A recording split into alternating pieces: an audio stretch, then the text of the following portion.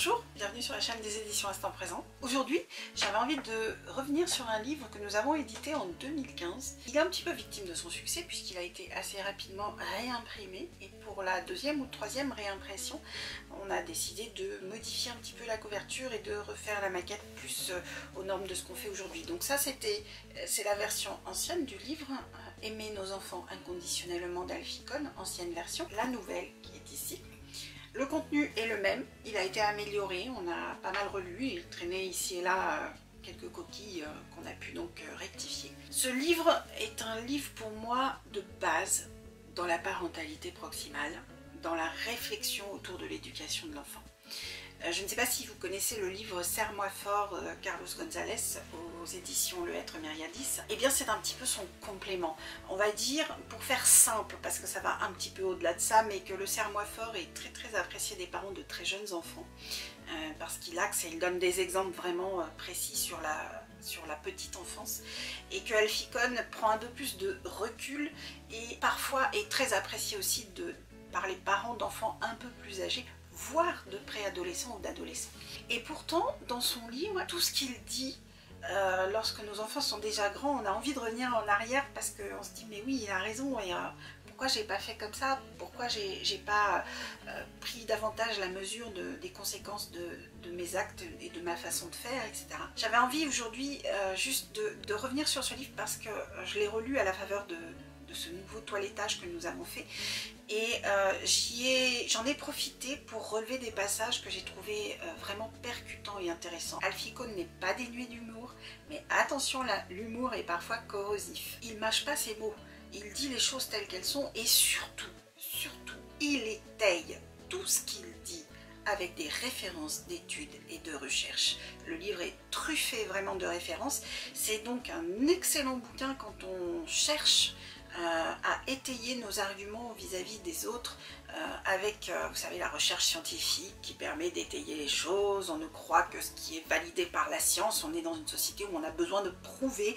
Et bien ce livre vraiment a un nombre incalculable de références qui viennent étayer tout ce que dit Alfie Kohn sur la parentalité proximale, sur les punitions et les récompenses et plein d'autres sujets comme on va le voir. Je vais commencer par la citation que nous avons mise en 4e de couverture parce qu'elle définit à elle seule, je dirais, l'orientation qui est donnée au livre. Remplacer une méthode par une autre n'aura pas beaucoup d'effet si nous ne parvenons pas à comprendre le principe de base. Le problème majeur de la parentalité dans notre société n'est pas le laxisme, mais la peur du laxisme. Nous sommes si inquiets à l'idée de gâter les enfants que nous finissons par trop les contrôler. Alfie Kohn est conférencier et auteur américain. Il intervient dans les domaines de l'éducation, de la psychologie et de la parentalité. Le Times Magazine le décrit comme le critique américain ayant, citation, le plus honnêtement et le plus vivement dénoncé les notes et la compétition à l'école. Fin de citation. Alfie Kohn est également reconnu pour ses travaux de recherche sur la parentalité et les schémas traditionnels d'éducation via les systèmes de punition et de récompense. Il est l'auteur de 13 livres, Aimer nos enfants inconditionnellement, et son premier livre traduit en français. Et petite parenthèse, depuis nous avons également traduit Le mythe de l'enfant gâté. Je ferai une vidéo ultérieurement sur ce livre-là qui est aussi très intéressant. Donc Aimer nos enfants inconditionnellement, c'est la traduction du livre titre original Unconditional Parenting. Je vais vous lire quelques extraits assez percutants. Lorsque je suggère de faire en sorte de ne pas dire non souvent ou sans nécessité, je ne veux pas dire par là que nous ne devons pas prendre en compte nos préférences ou ce qui est le plus commode pour nous. Tout ceci devrait compter en effet, mais pas au point de restreindre inutilement nos enfants et de les empêcher d'expérimenter suffisamment. Si on va par là, c'est toute l'éducation d'un enfant qui est vraiment peu pratique, particulièrement si on veut bien faire. Mais si vous n'avez pas l'intention de renoncer à une partie de votre temps libre, si vous souhaitez une maison calme et bien rangée, alors peut-être devriez-vous plutôt envisager d'élever des poissons exotiques. Je vous avais dit qu'il avait de l'humour. Moi personnellement j'aime beaucoup. Quand l'amour inconditionnel et l'enthousiasme authentique sont toujours présents, un bravo n'est jamais nécessaire. Quand ils font défaut, le bravo n'apportera rien. Mon premier argument est d'ordre moral. Tout individu doit pouvoir exercer un certain contrôle sur sa propre vie. En ce qui concerne les enfants, la portée et l'objet de ce contrôle sont nécessairement limités. Nous devons prendre de nombreuses décisions à leur place, surtout quand ils sont petits. Mais cela n'annule pas pour autant le principe de base. Je crois que notre position de départ devrait être la suivante. Laissons les enfants prendre des décisions sur les sujets qui les concernent, tant qu'il n'y a pas de raison majeure qui justifie d'outrepasser ce droit. Auquel cas, nous devons être en mesure d'expliquer pourquoi c'est nous qui avons pris la responsabilité de la décision. La bonne nouvelle, c'est que les parents qui n'ont pas abusé de leur pouvoir en exigeant l'obéissance à tout bout de champ se rendent compte que leurs enfants vont accorder le bénéfice du doute et faire ce qu'on leur demande quand la situation l'exige. Tout comme les enfants qui ont la possibilité de participer aux prises de décision ne ressentent pas le besoin de discuter chaque décision. La résistance est bien plus fréquente chez les enfants qui, n'ayant jamais leur mot à dire, éprouvent le besoin d'affirmer leur autonomie par des moyens excessifs. Mais quel que soit le cas, il y a d'autres solutions que le système de récompense et punition et l'application brutale de la loi. Expliquer ne vous garantira pas de l'obéissance, pas plus que cela ne fonctionnerait avec des adultes. Mais cela aide à mieux accepter la contrainte. Les individus de tout âge ont le droit de savoir pourquoi on leur limite leur champ d'action. Alfie Kohn donne 2 règles que j'aime beaucoup, qui devraient être utilisées, rappelées dans toutes circonstances. Règle numéro 1. Si vous êtes en public, ignorez tout le monde autour de vous.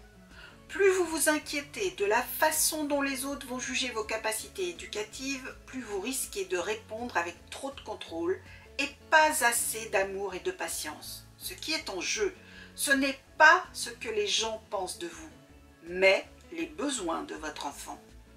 Règle numéro 2. Imaginez la scène du point de vue de votre enfant. Une personne en crise est très certainement effrayée par sa propre rage, terrifiée de sa perte de contrôle sur elle-même. En conséquence, vous ne lui rendrez pas service en l'ignorant ou en répondant durement. Ne mettez en œuvre que le contrôle minimal permettant de vous assurer que les gens et dans une moindre mesure les objets ne risquent rien. Concentrez votre attention sur le réconfort, le calme et la consolation que vous pouvez apporter. Laissez la crise s'épuiser d'elle-même. Ensuite, vous pourrez tenter de résoudre les problèmes qu'ils l'ont provoqués. Ces 2 règles de base dans des situations de crise sont vraiment importantes. Elles prennent la juste mesure de ce que c'est qu'être parent. Ne pas céder au regard des autres, réconforter notre enfant lorsqu'il en a besoin. On règle les problèmes après à froid. Pour moi, c'est l'essence même, la quintessence même de la parentalité. La coopération est par essence une expérience humanisante qui prédispose les participants à une vision bienveillante des autres. Cela encourage la confiance, la réceptivité, la communication ouverte et enfin l'envie d'aider les autres. A l'inverse, élever des enfants ou les éduquer dans un contexte individualiste et compétitif non seulement les prive de ses bénéfices, mais se révèle de surcroît destructeur. Ainsi, un groupe de chercheurs en a même conclu que la compétition peut servir à détruire la générosité envers les autres dans une plus large mesure que la coopération ne pourra jamais servir à la renforcer. Et un dernier petit extrait pour la route que j'aime beaucoup. La caissière du supermarché n'est pas très accueillante. À l'autre bout, le parent peut glisser à l'enfant. Elle n'a pas l'air d'être de très bonne humeur aujourd'hui. Que penses-tu qu'il a pu lui arriver, qu'il l'ait rendu si grognon? Crois-tu que quelqu'un lui a dit quelque chose de blessant par exemple? Dire de telles choses à nos enfants est extrêmement puissant, car cela leur enseigne que répondre à un individu déplaisant en se mettant en colère, ou d'ailleurs en se sentant soi-même coupable, n'est pas nécessaire. Nous pouvons plutôt essayer d'entrer dans le monde de cet individu. C'est à nous de choisir. Chaque jour, nos enfants peuvent nous observer en train d'imaginer le point de vue de quelqu'un d'autre, ou bien nous voir rester centrés sur nous-mêmes. Chaque jour, ils peuvent être témoins de nos efforts pour voir les étrangers comme d'autres êtres humains ou être témoins de notre échec à le faire. Voilà, j'en ai fini avec les extraits de ce livre. C'est vraiment pour moi le livre de base de la parentalité, c'est le livre dans son intégralité qu'il faut avoir lu. C'est truffé de bon sens, étayé avec tout un tas de recherches et d'études qu'on peut ensuite aller regarder un peu plus en détail, notamment via internet. Pour moi, c'est le livre que tout parent devrait avoir dans sa bibliothèque. Il est vraiment au cœur de notre réflexion sur qu'est-ce que c'est qu'être parent, comment on accompagne un enfant dans le respect de cet enfant et dans la bienveillance. Et c'est l'essence même de la parentalité. Voilà, je ne peux pas dire mieux que ça. C'est vraiment un livre qui pour moi m'a énormément apporté, pas dans le sens ça m'a aiguillé, mais au contraire a validé les choix que j'avais fait pour accompagner mes enfants. Il a été vraiment comme un baume sur le cœur lorsque je pouvais encore avoir des doutes, etc. Et j'avais envie vraiment de partager ça avec vous. Voilà, je vous remercie d'avoir suivi cette vidéo. Je vous souhaite une excellente fin de journée et je vous dis à très bientôt sur la chaîne des éditions L'Instant Présent. Au revoir.